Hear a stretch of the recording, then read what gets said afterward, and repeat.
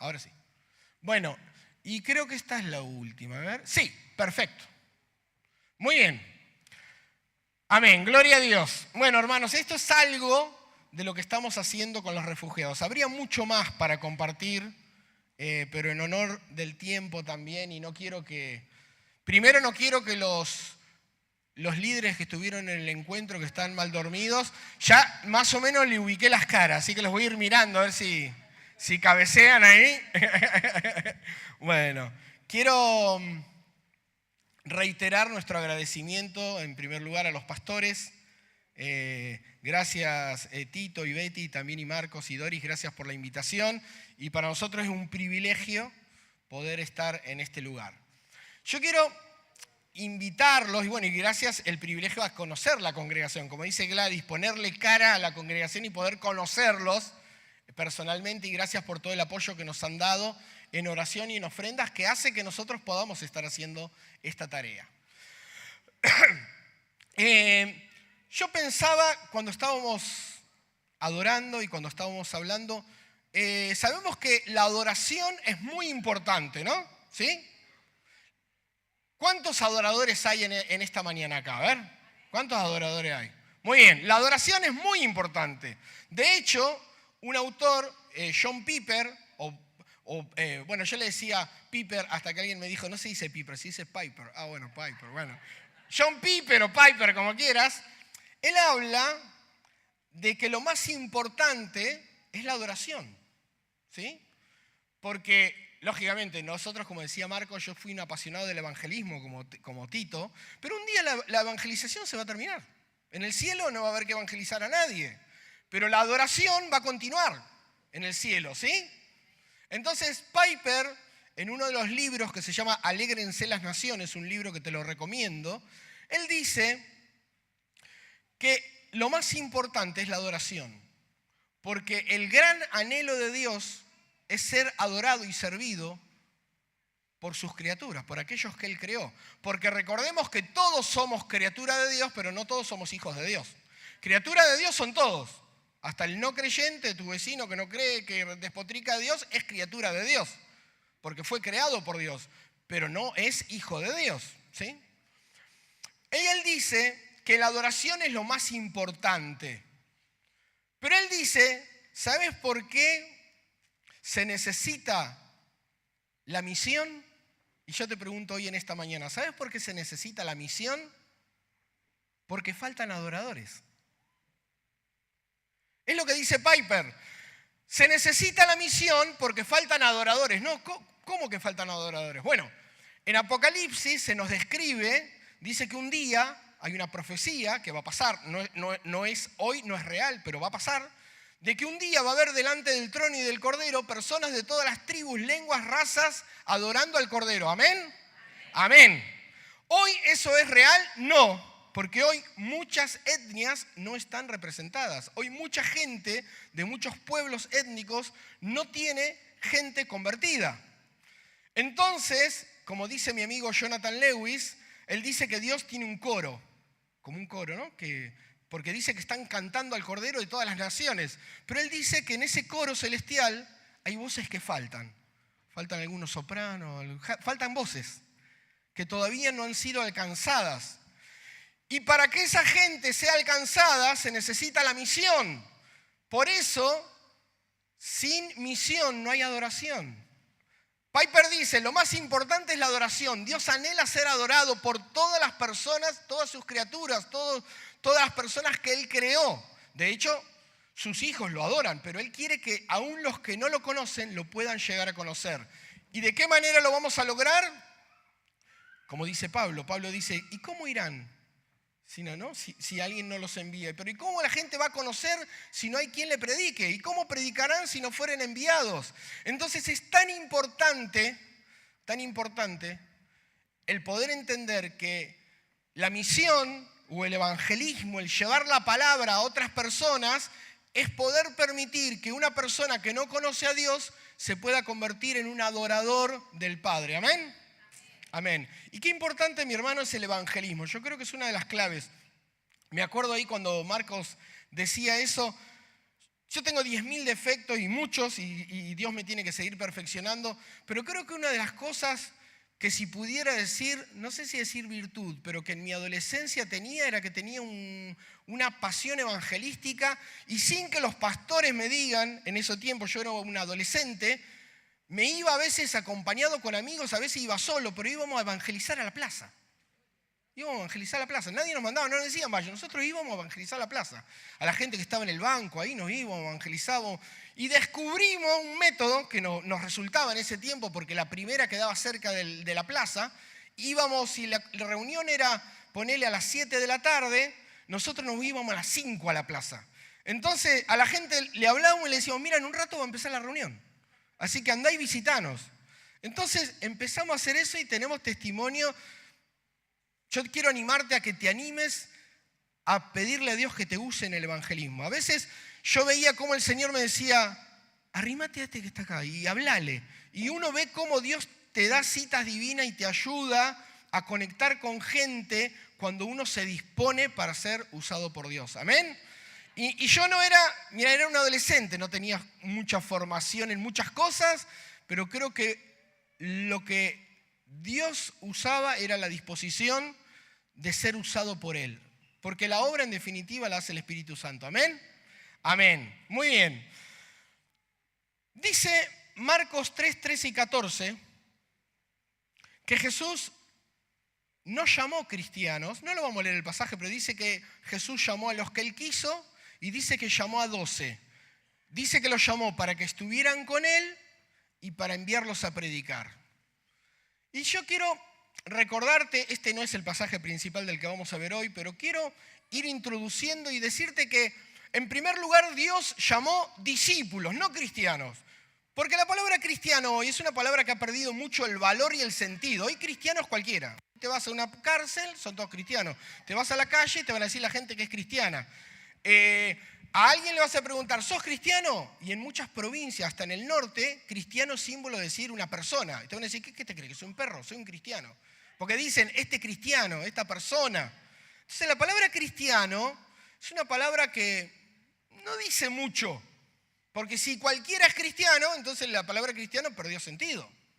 Pero en cambio, la Biblia, cuando la palabra cristiano se usa 2 o 3 veces en la Biblia, la palabra discípulo se usa muchísimas veces más. Y es la palabra que habla para aquellos que siguen a Jesús, que aman a Jesús, que obedecen a Jesús, que quieren ser como Jesús. Y la Biblia dice que cuando Jesús llamó discípulos, los llamó con 2 propósitos. Uno, para que estuvieran con Él, porque es en su presencia, cuando vos no lo conocés, llegás a Jesús y Él te perdona, te sana, te transforma, te hace chapa y pintura, te refacciona un poquito, te acomoda, te renueva. En realidad no te hace, bueno, te hace chapa y pintura, pero te deja nuevo, te acondiciona, y una vez que estás reacondicionado, dice que Él tiene otro propósito. Dice que Él, el segundo propósito que Él tenía para los discípulos era enviarlos a predicar. ¿Sabés que creo que muchas veces en el pueblo de Dios erramos en querer quedarnos en el primer propósito? Nos queremos quedar con Jesús. ¿Es malo estar con Jesús? No, no es malo. Pero si los discípulos hubieran querido solo estar con Jesús, Jesús se hubiera enojado. Porque lo que Jesús quería era impactar la vida de sus discípulos para que ellos fueran a hacer lo mismo con otros. Y hay un ejemplo que me voló la cabeza hace unos años cuando lo entendí. ¿Te acordás? Quizás hasta lo pintaste. Si venís de cuna evangélica, capaz que hasta pintaste la hojita del que bajaban por el techo, el que lo bajan los 4 amigos. Dice que había una casa que estaba abarrotada de gente, la gente en las ventanas, en las puertas, nadie podía entrar porque Jesús estaba predicando. Imagínate lo que habrá sido eso. Pero en medio de todo eso, hay 4 que deciden perderse la predicación de Jesús. Yo no me lo hubiera perdido. Yo digo, Señor, está predicando Jesús, lo quiero escuchar. Pero hay 4 que dijeron, che, y si en vez de, ¿qué va a hacer? Hoy no la perdemos la enseñanza de Jesús. Vamos a buscar a Pedro que lo necesita. Y fueron y buscaron al amigo. Y creo que muchas veces tenemos que nosotros sacrificar y entender que hay tiempo para estar con Jesús, pero hay tiempo para estar fuera dando testimonio de Jesús. Dice la Biblia que Dios lo llamó a Abraham y le dijo, te bendeciré y serás bendición. Dios no lo quiso solo bendecir a Abraham para, ay, Abraham, me caes tan bien que te voy a bendecir. El plan de Dios para Abraham era que al bendecir a él y a su familia, dice que en ti serán benditas todas las familias de la tierra. Amén. Y si Dios te bendice, querido hermano, porque vos sos discípulo como yo, y dice que el Señor llamó a los discípulos para dos propósitos, dijimos, para que estuvieran con Él y para enviarlos a predicar. Es decir, no podemos esquivar el bulto. No podemos decir, Señor, yo soy discípulo, pero yo solo quiero estar con vos. No me envías, a mí no me envía a predicar. Cuando Dios te llamó con esos dos propósitos, para que estés con Él, para transformarte, pero luego Él quiere enviarte a un mundo que necesita del Padre. Y quiero que hoy reflexionemos brevemente. ¿Cuántos minutos tengo? Bueno, muy bien. Quiero que reflexionemos, buscá ahí en el Padre Nuestro, en el Sermón del Monte, en Mateo 6.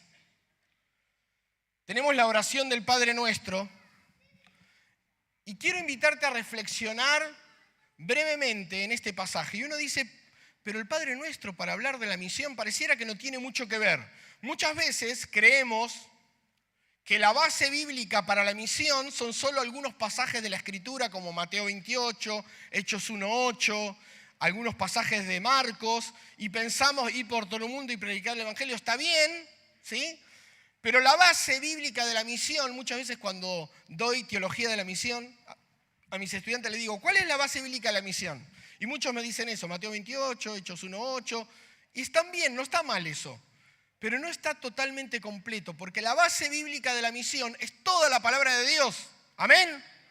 Toda la Biblia, de Génesis a Apocalipsis, nos habla de que Dios tiene un plan, un propósito para el hombre, que el hombre pecó, se apartó de Dios. Incluso en Génesis 3:15 está el versículo que lo llaman el protoevangelio, el evangelio en miniatura, que decía lo que Dios iba a hacer a través de Jesucristo, quebrando la cabeza de Satanás y dando victoria al hombre. En toda la Biblia podemos ver pasajes innumerables que nos hablan de la misión. Y mi idea en esta mañana era hablarte de la misión desde un pasaje que creemos que no tiene nada que ver con la misión, como el Padre Nuestro. ¿Cuántos de acá vienen de un contexto católico? Muy bien. ¿Cuántos han rezado el Padre Nuestro? Muchas veces. Muchísimo, muy bien. Ahora, ¿cuántos cuando se convirtieron en evangélicos dejaron de... no voy a decir rezar, de orar el Padre Nuestro? ¿Por qué? Bueno, muchas veces nosotros lógicamente entendemos que oramos a Dios, que no tenemos que usar repeticiones, pero el Padre Nuestro es una de las pocas oraciones que tenemos de Jesús más completa y en la que Él nos enseña a cómo orar. Y tengo una noticia para vos, si un día querés orar el Padre Nuestro, lo podés hacer. No sos católico por hacerlo, está en la Biblia. Está en la Biblia evangélica, está en nuestra Biblia, está. Pero muchas veces lo asociamos con el catolicismo. Quizás, no sé si decir que los católicos nos robaron el Padre Nuestro o que nosotros nos olvidamos del Padre Nuestro. Pero muchas veces lo asociamos como algo que tiene que ver con el catolicismo. Y bueno, yo no lo voy a leer ahora por cuestión de tiempo, pero todo el mundo lo conoce, ¿sí? Al Padre Nuestro. Y yo quiero, sí, de una manera rápida, ir haciendo un análisis del Padre Nuestro. En primer lugar, el Padre Nuestro empieza con la palabra Padre. Y la verdad es que en la actualidad existen muchas religiones en el mundo, el hinduismo, el islam, pero muy pocas de estas religiones tienen al Dios al que adoran como un Padre. En muchas, para los musulmanes, decir que Dios es Padre es una blasfemia, porque significa que Dios tuvo relaciones con María. Entonces para ellos es una blasfemia y no lo entienden porque Dios es Padre.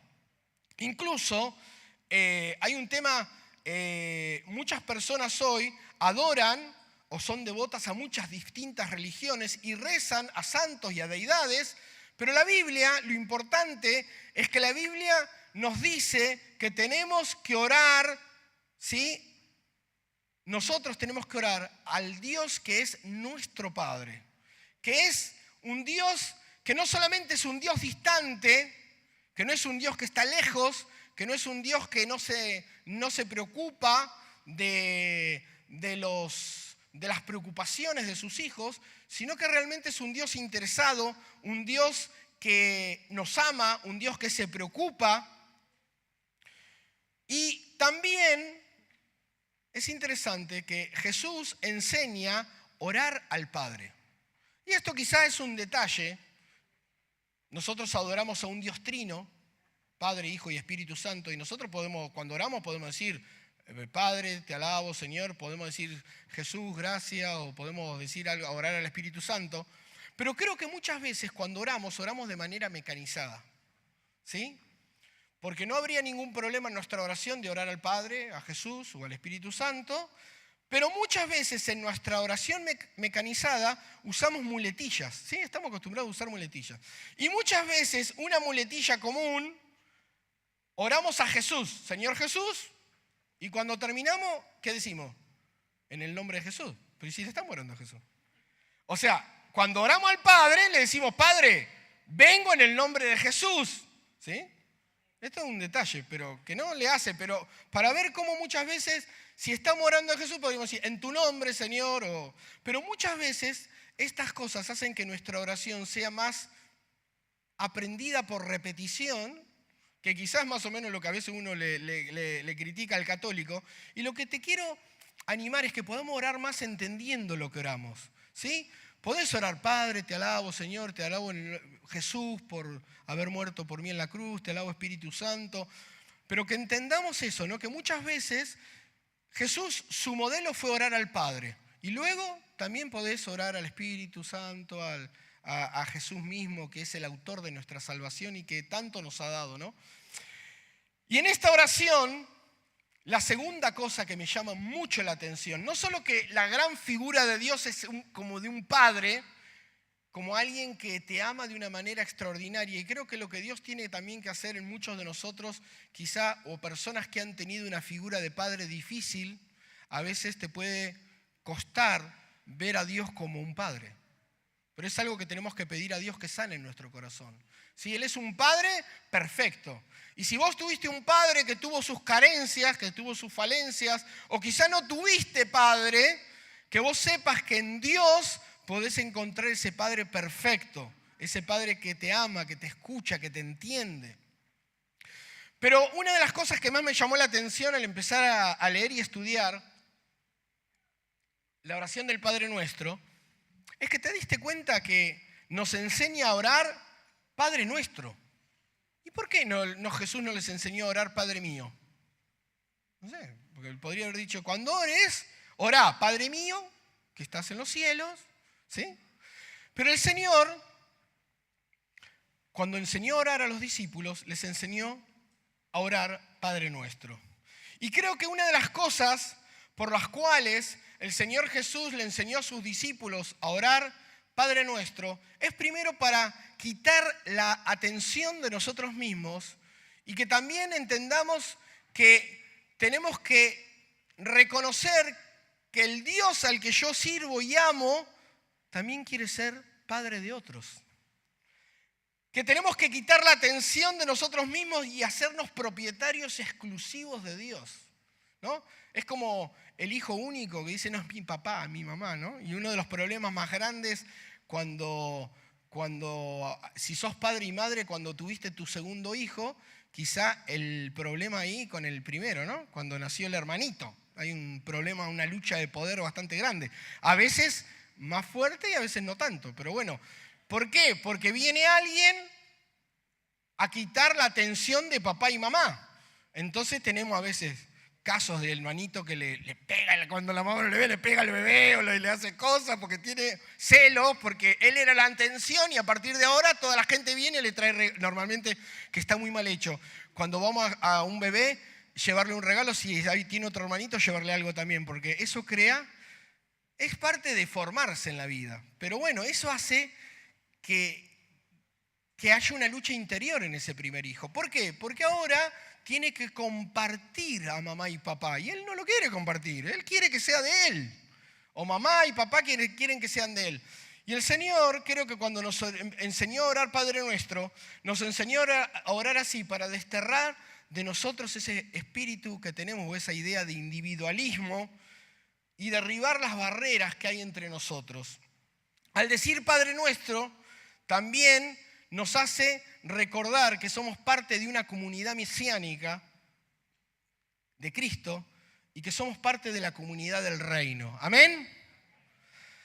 Y creo que, hermano, cuando nosotros oramos Padre Nuestro, nos hace recordar que vos tenés que compartir a tu papá con otro. ¿Y sabés qué te hace recordar también Padre Nuestro? Que vos no podés elegir a tus hermanos. A los amigos los podés elegir, pero los hermanos no los elegís. Y lo mismo en la iglesia. Vos tenés que aprender a amar a tus hermanos. Porque te doy una mala noticia. Si no los aprendés a amar acá, tenés toda una eternidad en el cielo. Vamos a estar juntos. O sea que no te queda otra. Es bueno que te empieces a llevar bien acá. Porque después vas a tener que estar una eternidad con el hermano y con la hermana. Entonces, creo que el Señor, al enseñarnos a orar Padre Nuestro, nos ayuda a recordar que Él quiere ser Padre de todos y que Él quiere recordarnos aún de que hay muchos que no lo tienen como Padre. Cuando vos le decís a Dios papá, Padre, tenés que acordarte que hay personas que no le pueden decir Padre, porque no, como dijimos hoy, todos son criaturas de Dios, pero no todos son hijos de Dios. Entonces, el decir Padre es una figura muy fuerte, pero Padre Nuestro nos hace recordar que somos hermanos, que tenemos que compartir a nuestro Dios. No solo compartirlo entre nosotros, que somos la familia de Dios, sino que tenemos que compartirlo con aquellos que no lo conocen. Y tenemos que decirle a los que no conocen a Cristo, a que no conocen a Dios como Padre, decirle, mirá, hay un Dios que te ama de una manera que vos no te imaginás. Y Él te quiere conocer, te quiere dar vida eterna. Y de esa manera vos vas a poder lograr de que esa persona conozca a ese Dios como Padre y que pase a ser parte de la familia de Dios. ¿Amén? Luego dice, Padre nuestro que estás en los cielos. Aunque la mayoría de las personas reconocen que Dios está en todas partes, bueno, o entendemos nosotros como hijos de Dios que Dios está en todas partes, es común ver que la gente cuando habla de Dios sube su mirada hasta el cielo. Decía un escritor alemán, dice, el cielo arrastra nuestra mirada hacia arriba. Y es verdad, siempre tenemos esa figura de entender que nuestro Dios es un Dios celestial, es un Padre que es distinto a todo lo que hay. No hay igual a Él, porque Él es un Padre celestial, es un Dios que está en los cielos. Y para hacerla resumida, tengo otras cosas para decir en este punto, pero Dios en Jesús, siendo Jesús, Dios fue el único, porque hubo muchas personas que impactaron en el mundo moderno, Mahoma, Confucio, Gandhi. Bueno, yo digo Mahoma porque los musulmanes creen que fue alguien importante, ¿no? Pero quiero decir que hay muchas personas que a los ojos de muchos fueron hombres que predicaron algo espiritual, Mahoma, Confucio, Gandhi y los que se te puedan ocurrir, pero ¿sabés qué? Todos estos hoy están en una tumba. Pero solo Jesús pudo morir y resucitar al tercer día y estar ahora sentado a la diestra del Padre. ¿Amén? Y Él vive, Él vive. Entonces nuestro Dios, como decía la canción, Cristo no está muerto, Él está vivo, ¿no? Nuestro Señor no está muerto. Y nuestro Dios podemos recordar, al orar, decir, Padre, Padre nuestro que estás en los cielos, recordar que este Padre al que adoramos, este Dios es un Dios supremo, es un Dios que venció la muerte, es un Dios que venció los poderes de las tinieblas, es un Dios que cuando vino en Jesús dijo que Él vino a deshacer las obras del diablo. Y qué lindo ver estos encuentros que, ¿cuánto eran? ¿61? 61. 61 personas pudieron pasar por el encuentro y seguramente para muchos fue ser sanados de heridas, cortar ligaduras, poder ser libres quizá de cadenas de opresión del enemigo. Y eso se logra gracias a lo que Cristo hizo por nosotros en la cruz. ¿Amén?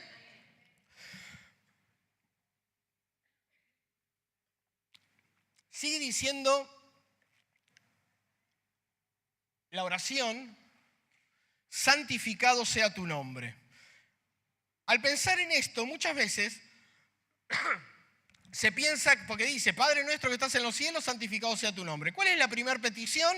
Muchas veces se cree que santificado sea tu nombre es como parte de, Padre nuestro que estás en los cielos, santificado sea tu nombre, que es como parte introductoria, pero que no es la primera petición. Pero no, que el nombre de Dios sea santificado es el primer pedido que hay en esta oración. En realidad son 6 peticiones que están divididas en 2 grupos. Las 3 primeras tienen que ver con Dios y las otras 3 tienen que ver más con nosotros, con los discípulos, con los hijos.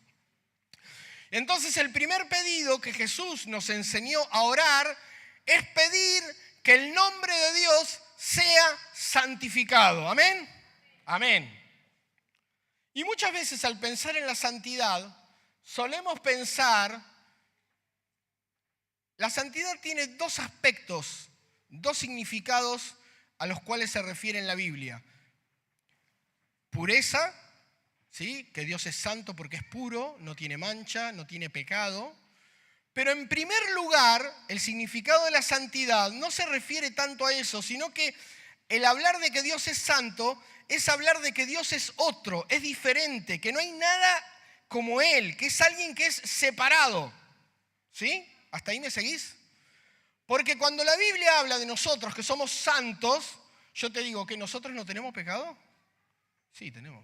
Somos tan puros que, bueno, la Biblia cuando habla de nosotros, lógicamente que Dios nos santifica, nos santificó y estamos en un proceso también de santificación, pero la Biblia habla de santidad en este primer aspecto, así como dice que Dios es diferente, es distinto, es apartado, Dios dice que nosotros fuimos santificados porque fuimos apartados del mundo para servirle a Él. Te voy a dar un ejemplo práctico.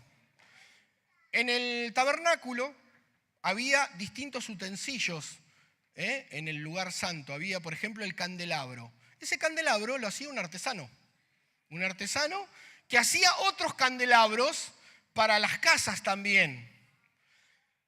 Si nosotros vemos el candelabro que estaba en una casa, hecha por ese artesano, y el candelabro que estaba en el lugar santísimo, hecho por el mismo artesano, ¿qué hacía la diferencia entre un candelabro y el otro? ¿Cuál era la diferencia? Exacto, la diferencia es que uno había sido apartado o consagrado para servir a Dios y el otro no. Eran lo mismo, el mismo material quizá, pero lo que hacía santo a ese elemento era que había sido apartado para servir a Dios. Y la verdad, hermanos, ¿sabés qué? Lamentablemente hay muchos lugares en el mundo donde nuestro Dios no es tenido por santo, donde no es santificado el nombre de Dios, donde la gente no pone en primer lugar a Dios. Hay muchos lugares donde se santifican muchos nombres. ¿Y sabes qué es lo que pasa donde no se santifica el nombre de Dios, de nuestro Dios? Donde no se santifica, en muchos países no alcanzados, donde no se santifica el nombre de nuestro Dios, se santifican otros nombres. Se adora el nombre de ídolos, se adora el nombre de otras deidades, pero muchas veces en esos lugares no se santifica el nombre del Dios verdadero. Y nosotros tenemos que orar para que en todo lugar el nombre de nuestro Dios sea tenido por santo.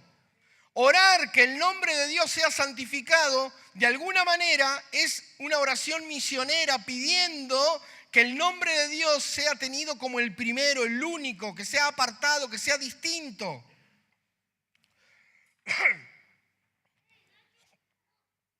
Sigue diciendo, venga tu reino, y voy un poco más rápido. Sigue diciendo, venga tu reino. Y en esta parte esto fue algo impresionante, como el Señor me mostró lo que Él quería que nosotros entendiéramos con esto de venga tu reino. Yo digo, ¿por qué el Señor no nos enseñó a orar diciendo, vaya tu reino? ¿No? Yo puedo decir, Señor, vaya tu reino a China, Señor, vaya tu reino a Afganistán, o acá un barrio de Bahía. A ver, ¿cuál barrio podemos alcanzar de Bahía?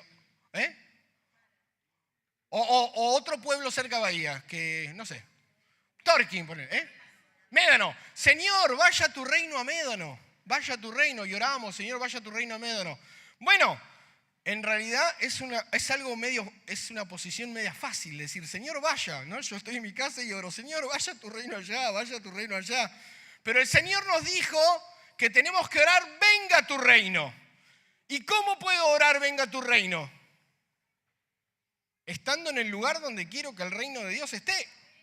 Entonces eso implica que me tengo que mover al lugar donde quiero que el reino de Dios esté. Me tengo que ir a Médano y desde Médano tengo que decir, Señor, venga tu reino a este lugar. Amén. Hermanos, creo que tenemos también que ver que nuestro Dios nos quiere animar a movernos de nuestros lugares. Decía una autora de un libro muy viejo de evangelismo que se llamaba La sal fuera del salero, que muchas veces los templos son como grandes saleros. ¿Son malos los templos? No, no son malos. Esto es lindo, es buenísimo. Pero si queremos o entendemos que la vida de la iglesia depende solo de esto, estamos equivocados. Porque nosotros que somos la sal, nuestra función de dar sabor, de transformar, de curar, de sanar, está fuera del salero, está fuera de este templo. Y el Señor quiere usarte como sal en aquellos lugares donde se necesita, donde hay que dar sabor, donde hay que transformar, donde hay que llevar su sanidad. Y el Señor quiere llevarte a esos lugares oscuros de la ciudad, esos lugares difíciles de la ciudad, esos lugares donde hay de todo lo que vos sabés, drogas, prostitución, delincuencia. Dios te quiere llevar a esos lugares para que estando en ese lugar tú puedas decir, Señor, venga tu reino a este lugar. Que tu reino se establezca, Señor, tu gobierno se establezca en este lugar. Y seguramente, si el reino de Dios desciende en ese lugar no podrá ser el mismo. Porque donde el reino está, empiezan a gobernar las leyes del reino y la gente empieza a ser transformada.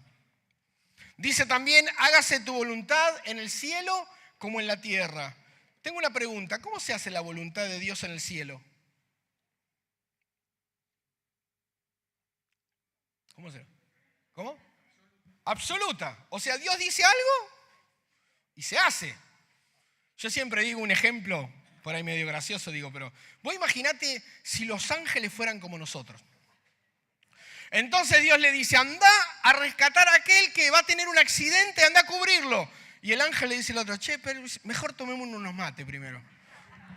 Hace frío, mirá, Dios nos quiere mandar a esta hora, mirá el frío que hace en Bahía. Mejor tomemos unos mates, total. Seguramente como Dios siempre hace, Dios lo va a salvar, así que no. Entonces, no, los ángeles van enseguida y actúan. Y la Biblia, este pedido, es un pedido peligroso, porque estamos orando y diciéndole, Señor, de la misma manera que en el cielo se obedece tu palabra y tu voluntad, de la misma manera, Señor, que nosotros podamos ser obedientes de la misma manera. Y hay dos aspectos de la voluntad de Dios que quiero compartirte. Hay una voluntad oculta de Dios que muchas veces no sabemos qué es lo que Dios quiere y oramos y decimos, Señor, ¿cuál será tu voluntad para esto? Pero hay otras cosas que a veces veo las caras cuando empiezo a decir esto, en muchos lados me miran con cara rara. Hay cosas por las que tenemos que orar y hay cosas por las cuales no tenemos que orar. ¿Por qué? Porque ¿a vos te parece que yo tengo que orar y decir, Señor, ¿será tu voluntad que hoy lea la Biblia? ¿Ah? ¿Usted qué piensa? Señor, ¿será tu voluntad que hoy ore? Señor, ¿será tu voluntad que perdone a mi hermano que me ofendió? ¿Será tu voluntad que ofrende, que diezme? Señor, será... Y hay muchísimas más. ¿Sabes por qué hay cosas por las cuales no tenemos que orar? Porque hay cosas en las cuales Dios ya nos expresó su voluntad en la palabra de Dios. ¿Amén? Amén. ¿Y qué tenemos que hacer con esas cosas? Obedecer lo que Dios ya nos dijo. A veces le damos la vuelta, Señor, ¿será que tengo que ir a evangelizar, compartirle el evangelio a mi vecino? El Señor dijo, id por todo el mundo y predicar el evangelio a toda criatura. Tu vecino es toda criatura. No queda nadie afuera. Entonces a veces le damos las vueltas, muchas veces en muchos aspectos, a Dios con cosas que Dios ya nos reveló su voluntad. con las cosas que... Mira, ya para obedecer con todo lo que Dios nos dio de cosas que están ordenadas en la Biblia, ya tenemos de sobra. Así que ya para obedecer lo que está en la Biblia tenemos de sobra. Y bueno, habrá cosas que sí, cosas específicas que la Biblia no dice y Dios tendrás que orar para ver qué es lo que quiere Dios. Pero que el Señor pueda lograr y oremos para que de la misma manera que en el cielo obedecen la voluntad del Padre, que nosotros podamos ser también obedientes. Y una de esas cosas que Dios nos pide es que compartamos del amor de Dios con otros. ¿Estamos siendo obedientes en llevar la palabra a los que nos rodean? ¿Estás siendo obediente en hacer discípulos? El Señor dijo, vayan y hagan discípulos. El Señor dijo que te llamó con dos propósitos, para que estés con Él y para enviarte a predicar. ¿Estás siendo fiel en ir a predicar como el Señor te mandó? Y lo interesante que más me gusta de todo eso es que nosotros lo hemos cambiado, aún los bautistas y muchas denominaciones hemos puesto el don de evangelismo. Está bien, el don es un evangelismo, el don. Hay don de evangelismo y hay ministerios de evangelismo. Pero eso no quita que todos tengamos que evangelizar. Porque a veces lo que han hecho los ministerios en las iglesias, el ministerio de servicio, acá no pasa. Entonces, claro, el ministerio de intercesión, ¿quién va? Ah, los que tienen el don de intercesión. Pero la Biblia dice que todos tenemos que orar. ¿Amén? Amén. A veces creemos que evangelizar tiene que evangelizar solo el que tiene el don. No, todos tenemos que evangelizar. El que tiene el don lo hará de una manera más natural, pero todos tenemos que evangelizar, todos tenemos que orar. Entonces, hermanos, son cosas que nosotros tenemos que ver como naturales del Señor. Terminando, el pan de cada día, dánoslo hoy. Danos el pan nuestro de cada día. Y pedir el pan de cada día es recordar varias cosas. Primero, que Jesús es el pan de vida. Y que todos los días nos tenemos que alimentar de Dios. Porque no podemos dar lo que no tenemos. Pero también la figura del pan, en muchísimas culturas, en muchísimos países, el pan es lo principal, lo que está en la mesa. Y creo que nosotros, mis hermanos, tenemos que ser aquellos que podamos estar dispuestos a entregar el pan a la gente que está hambrienta y sedienta en un mundo perdido. Yo comento, algunas de las cosas que comento, hay unos libritos que dejé ahí, que justamente habla de esto. Es casi esta predicación, el Padre Nuestro como oración misionera, y comento que... bueno, acá lo muestro. Bueno, en pandemia pude escribir esto como para desafiar a la gente a poder pensar en la misión y animar, están allá, me dice el pastor, que podamos animarnos a pensar que la misión es más amplia de lo que creemos y que aún pasajes como el Padre Nuestro pueden animarnos a mirar la misión de Dios de una manera más amplia. Y compartir el pan es recordar que tenemos que alimentarnos del pan, pero también que Cristo es el pan de vida y que ese pan tiene que ser compartido también con otros y que el Señor quiere que entreguemos el pan. Y a mí me gusta pensar más en las iglesias, en vez de como empresas, me encanta ver a la iglesia como una panadería, una casa que entrega pan y que sacia el hambre de la gente y un lugar donde el que tiene hambre puede venir y comer y sentarse a la mesa. Y tenemos que recuperar esos lugares para entender que somos esas personas que entregan pan. Y uno dice, bueno, el que entrega el pan es alguien sencillo. Bueno, eso somos nosotros.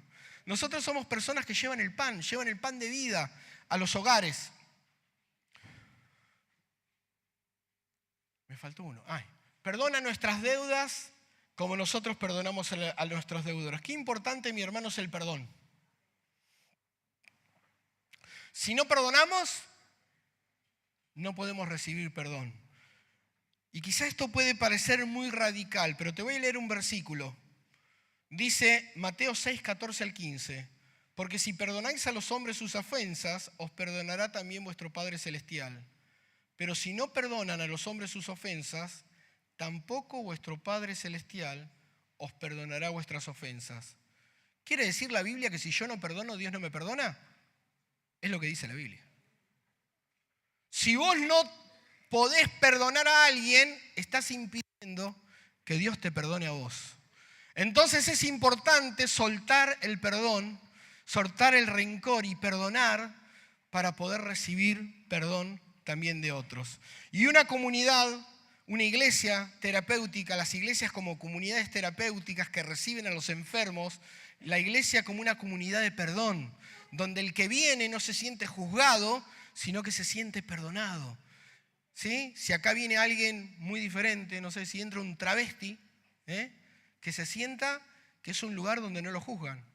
De hecho, en alguna iglesia de Bahía, no voy a decir, pero hay gente que han llegado travestis y han encontrado un lugar donde estar y se han sentido perdonados y sanados por el amor de Dios. Amén. Y dice, no nos metas en tentación, mas líbranos del mal, porque tuyo es el reino, el poder y la gloria, por los siglos de los siglos. Amén. Vamos a ir terminando acá. Pero yo quiero cerrar con lo siguiente. Si en esta mañana podemos lograr o puedo lograr que entiendas que no sos solo un cristiano, sos un discípulo, y que como discípulo Dios te dio una misión. Él te trajo a Él para sanarte, para perdonarte, para restaurarte, pero luego Él tiene un propósito para tu vida, que es transformar a otros. Te dejo como tarea que leas Mateo 13. Hay dos parábolas, la del sembrador y la del trigo y la cizaña. En la primera nos habla que el sembrador es Jesús, la palabra es la palabra de Dios, la semilla es la palabra de Dios y el terreno es el corazón del hombre. Hay distintos terrenos, de espinos, de piedras, pero la palabra cuando encontró buen terreno creció la espiga de trigo y dio fruto. En la segunda parábola, que es la del trigo y la cizaña, se nos dice algo que transformó mi visión de ver este pasaje por muchos años. Porque dice que el sembrador es el Hijo del Hombre, es decir, el sembrador sigue siendo el mismo, Jesús. Pero dice que las semillas son los hijos del reino. ¿Quiénes son los hijos del reino? Nosotros. Y dice que el campo es el mundo. ¿Sabés lo que comprendí de este pasaje? Que cuando venimos a Dios somos como la parábola del sembrador. Cuando encontró el Señor buen terreno en nuestras vidas, el Evangelio llegó a nuestro corazón y dio fruto una hermosa espiga de trigo. La espiga de trigo tiene semillas. Y en este segundo pasaje dice que los hijos de Dios somos semilla, las cuales Dios quiere sembrar en el mundo. Yo creo que todo discípulo tiene que llegar a hacer un día en su vida la transición entre dejar de ser terreno a ser semilla. Porque muchas veces venimos a la iglesia porque queremos que me den. Y tenemos que hacer la transición de pasar al dame, al me entrego por completo. Y yo ahora entiendo que Dios me puede dar, pero que ahora Dios me hizo semilla a mí. Y que Él quiere que yo me siembre en otros para que otros reciban bendición. Muchas veces venimos solo para recibir de Dios. Pero yo quisiera que cierres tus ojos y puedas pensar que Dios te quiere dar, pero Dios quiere más que vengas para recibir, que vengas pensando en que Él te quiere capacitar para dar a otros y que Él te quiere usar para ser de bendición como lo hizo con Abraham. Dios le dijo, te bendeciré y serás bendición. Siempre en la Biblia que vemos ejemplos de Dios llamando a personas, líderes, Él los llamó con un propósito y era que sean de bendición a los que los rodeaban. Y sin lugar a dudas, si Dios te llamó, si estás en este lugar, si estás en esta congregación local, Dios tiene un propósito para tu vida. Tenés que descubrir cuál es, pero seguramente hay un propósito y Él quiere llevarte lejos no lejos, pero fuera de estas cuatro paredes, para ser de testimonio en tu familia, en tu barrio, en tu universidad, en tu trabajo, con el carnicero, con el verdulero, con el panadero, para hablarles de las buenas nuevas y que pueda ser semilla y que Dios te pueda sembrar donde Él quiera. La semilla no elige dónde ser sembrada. El sembrador la siembra donde quiere. Y si te animás, vamos a hacer esta oración, que es un poco peligrosa, pero vamos a decirle, Señor, Padre nuestro, en esta mañana, te entregamos nuestras vidas. Te damos gracias, Señor, porque me hiciste tu discípulo. Te doy gracias, Señor, por la transformación que hiciste en mi vida. Pero hoy entiendo, Señor, que no solo querías transformar mi vida para que yo esté bien, sino porque me querías, Señor, usar para transformar la vida de otros. Señor, hoy entiendo que soy semilla y quiero pedirte, Señor, que como semilla que soy, tú me siembres donde tú quieras, Señor. Perdóname, Señor, perdónanos cuando muchas veces queremos seguir siendo campo y recibir. Pero muchas veces estamos tan poco dispuestos a dar. O si estamos dispuestos a dar, multiplica nuestra pasión de dar más. De dar nuestra vida, nuestro tiempo, nuestros dones. Señor, yo ruego por esta congregación. Gracias, Señor, por este tiempo. Gracias por cada familia. Gracias por cada hombre, mujer, niño, joven, anciano, Señor. Bendecí sus vidas. Y que en todo, Señor, ellos puedan ver cómo tú les usas en el diario vivir. Señor, en esta semana ruego por encuentros divinos, Señor, en esta semana. Que puedan encontrarse con personas para hablarles de ti. Señor, siembra la vida de cada uno de nosotros donde tú quieras. Porque, Señor, como semillas, lo único que podemos decir, Señor, es: heme aquí. Envíame, Señor, donde tú quieras. Toda la gloria, honor, majestad sean a ti, Señor. En el nombre de Jesús. Amén. Amén.